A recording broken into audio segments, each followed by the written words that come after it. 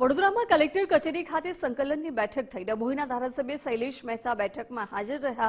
વાઘોડાના ધારાસભ્ય ધર્મેન્દ્રસિંહ વાઘેલા પણ હાજર રહ્યા। કેતન ઇનામદારે સંકલન બેઠકમાં ન જવાનો નિર્ણય લીધો। અન્ય ધારાસભ્યો કોઈ કારણોસર બેઠકમાં હાજર ન રહ્યા। અક્ષય પટેલ, ચૈતન્યસિંહ ઝાલા વ્યસ્તતાને કારણે હાજર ન રહ્યા। સંકલન બેઠકમાં હાજરી આપવી જરૂરી હોવાનું કેયુર રોકડિયાએ જણાવ્યું। પ્રજાના કામ માટે વહીવટી પાંખ સાથે સંકલન જરૂરી છે।